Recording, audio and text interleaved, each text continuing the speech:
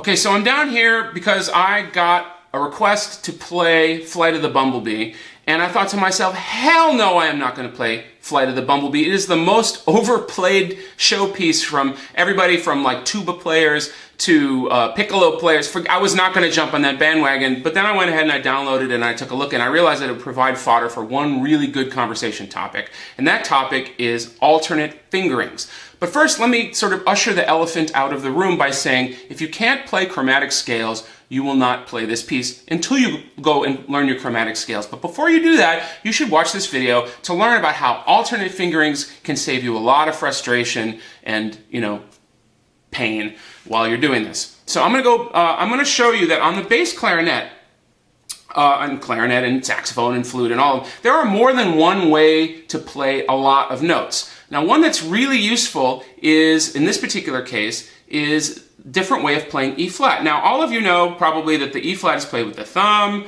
and the finger, first two fingers, and then this side key here. That is a regular E flat. I say regular E flat because that's just the most normal way of playing it. But this fork key here does the same thing. You can play it, instead of playing with this key here, you push this key here. Now, probably all of you know that's what this key does, but it comes in super handy when you're playing da da da da da da da da da da da da da da da da da da instead of having to coordinate two hands. Let me show you. So this is with the regular fingering. It's harder to coordinate this hand than just to put it in one hand. So I'm going to leave this hand free to like scratch my butt or something. When you keep it all in one hand, it becomes a lot easier.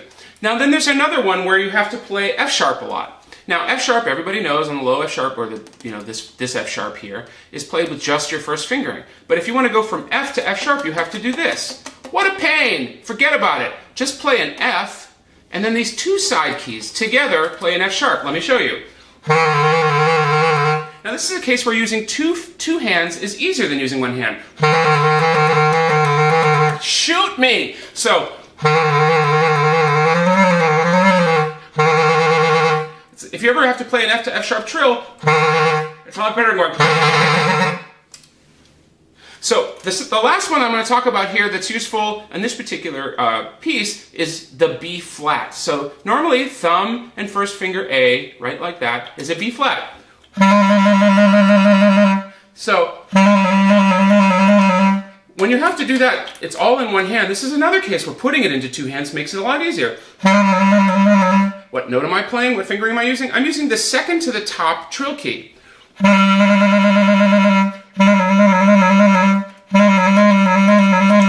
God, another one of those really difficult ones to do if you don't know how to use all these keys. Look, these keys came with your instrument. You paid for those keys. Use them. So, that's really what I want to talk about here. And then there, of course, is the F sharp. Okay, so that we know that that's an F sharp and that's an F. That's great, but if you just hold the F and you play this little finger key here, the fork key, why is it called a fork? Because it makes your finger look like a fork. And your middle finger sticking up so you can flip off your neighbor. Forget it. Use the fork key. That's the point of them being on the instrument. So, when you're going to learn your chromatic scales or anything, I totally encourage you to try all of the alternate fingerings that you can. Get a fingering chart out, take a look at it, and practice your chromatic scales to see which fingering works best. Sometimes it's easier to go up the scale with one and down the scale with the other. That's not uncommon. So take a close look at those and experiment with it, all right?